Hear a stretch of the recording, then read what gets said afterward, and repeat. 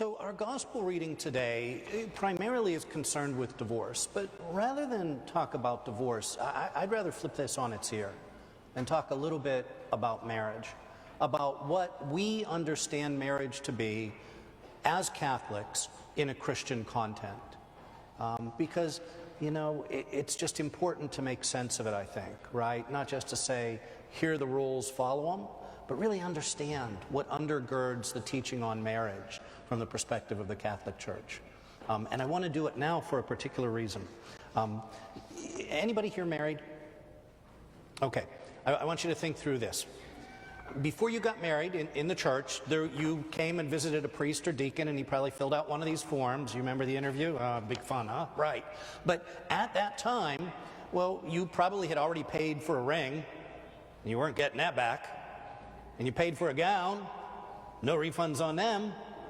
You got the party all figured out and the food all figured out, and you were committed to it, so that when I asked the first question on the survey, do you intend to enter a permanent, indissoluble marriage?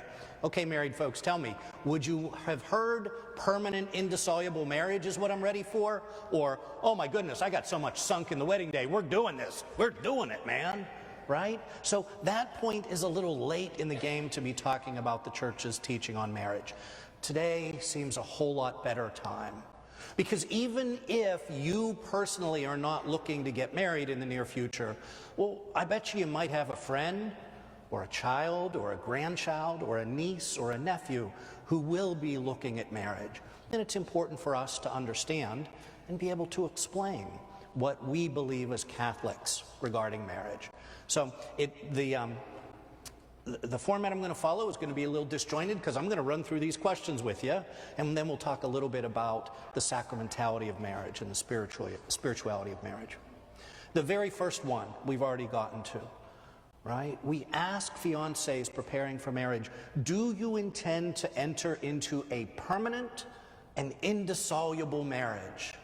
And that's an important part of the teaching of marriage. It comes straight from what Jesus said in the gospel today, and he pulled it straight from the book of Genesis, right in the beginning in chapter 2.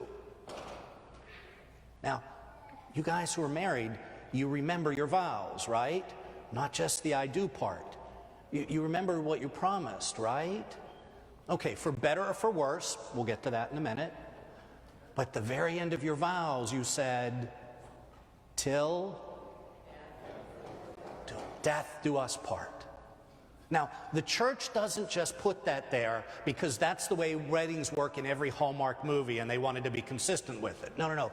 The church asks you to make that promise, to make that commitment before God and in the presence of the community, because marriage is meant to be permanent. Marriage is meant to be forever. Not until she burns the meatloaf for the 7th time. Not until you get bored with how much he snores at night, right? When we make the promise of marriage, we hear the words of Jesus, who said, when you marry, it is so sublime, it is so awe-filled, not awful, awe-filled, that it's as if the two of you actually become one flesh. And so the church teaches it. And the church asks you, when you come to this altar to marry, to make that promise forever, right? The question also asks whether you intend to be faithful to your spouse from life. Now, anybody ever seen an episode of Oprah where they're interviewing somebody who got cheated on? You know the gospel according to Oprah, right? Kick that dog out. And yet, that's not the gospel of Christ. Because if somebody makes a mistake, if someone is contrite, if someone is repentant, if someone realizes what they did and want to work to fix it, well, Christ tells us to forgive. Christ tells us that our obligation to this person whom we've married is to try to make it work. Not the same as if they go out every weekend and cat around, right? That would be a totally different situation. I'm not talking about that. But Christ calls us to forgive and move the marriage forward. regardless what the difficulty is. Yes, even the burnt meatloaf. So we are called to fidelity in marriage. Now, the second question that comes up here has to do with the physical side of marriage, because that's an important aspect of it. But I'm going to tell you the truth. In my prudential judgment, here in the midst of the church with a congregation filled with people of many ages and many different situations in life, I'm not going to go on and on about the physical side of marriage. I think it's something that works better one-on-one. So if you ever want to sit down with a cup of coffee and spend an hour talking about the physical side of marriage, maybe St. Pope John Paul II's theology of the body, I am your man. We can sit and talk theology of the body all day. It's awesome stuff. But today in this context, we'll keep it a little more G-rated if you don't mind. There's another question that's here that on the face of it sounds really weird, okay? But it's an important part of marriage. One of the things that makes a marriage valid is consent. I mean, we've talked a little bit about for better or for worse, right? All right? And we've said, okay, when you make this promise, you're making it for life, right? And somehow we think that means that marriage is all about the emotion of love, the passion of love. Hey, let me see hands from folks who are married again. Keep your hands up, keep your hands up. You ready? Okay, folks who are married, I got a question for you.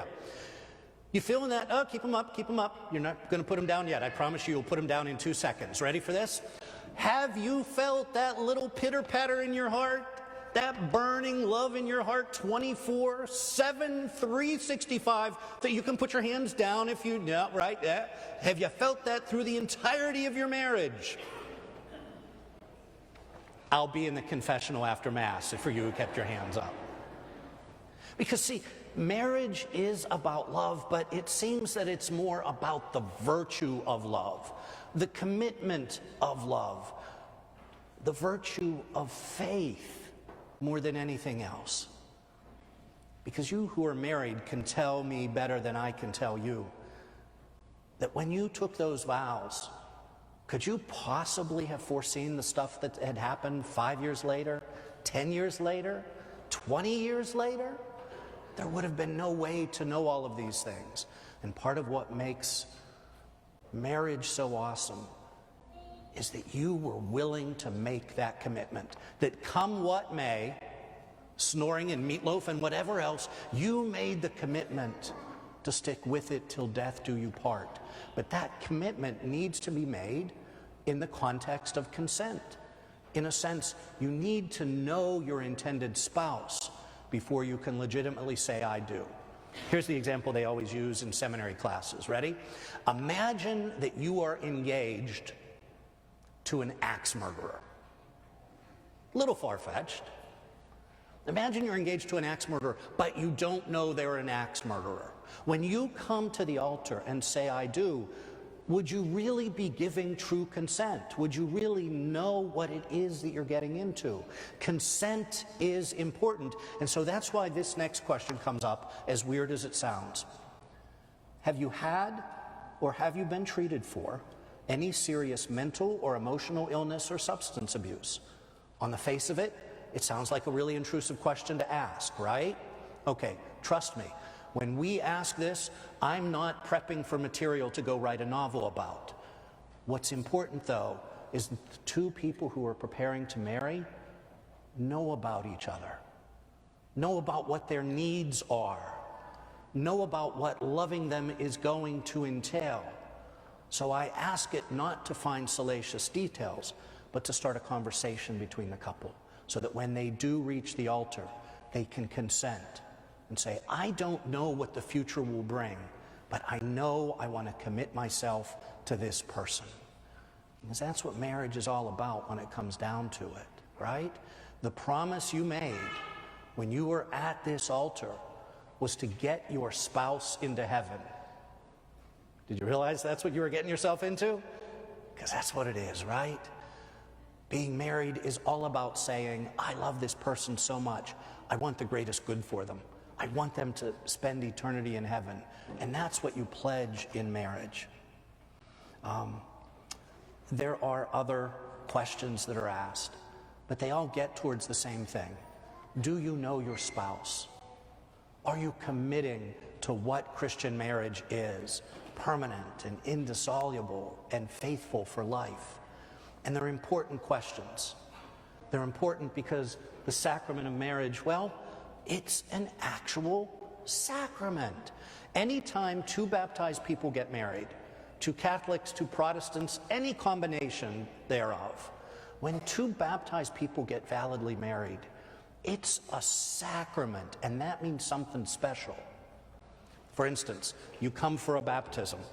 It happens in the church, right? You come for confession. It happens in the church. You come for communion. That Mass happens in the church.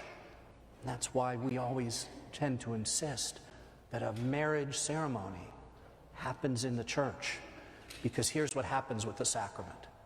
When you bring your child for baptism, they walk in alone, but after the baptism, they're filled with the Holy Spirit. God is truly with them.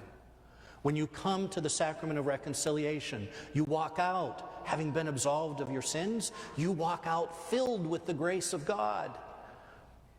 And when you come to Mass and come to communion, you literally walk away with the sacramental presence of Christ, body, blood, soul, and divinity in you as a person. And so guess what happens when you come to this altar for marriage? You walk in two people, and when you say your vows, Christ becomes part of your marriage. It's a sacrament, and you no longer walk it alone, but the three of you, your spouse, and Christ, walk that marriage together every day of your life. In a sense, this too is what makes marriage awesome. Because when we see you as a married couple, when we see you living your vocation of this sacrament of marriage, when we see the way you love each other and live with each other, we see a reflection of Christ's love through you. Your marriage, being a sacrament, means that we witness Christ in your life. You become two joined into one as a living example of Christ among us. So, that's my plea to you today. With anyone with whom you talk, with anyone with whom you discuss marriage, remind them what your sacramental marriage is. Remind them what their sacramental marriage can be. It's an opportunity to commit to another for the sake of the other, lived with Christ. And when we see that, we see Christ's love lived out among us. In your marriage, you show us Christ. That's awesome. That's amazing. And it helps all of us understand God's love better to see you exhibiting it to one another. So, to all married couples, keep up the faith. What you're doing is an awesome thing. You're showing us Christ. You're showing us love. You're helping us understand Jesus through the way you live your sacrament of marriage.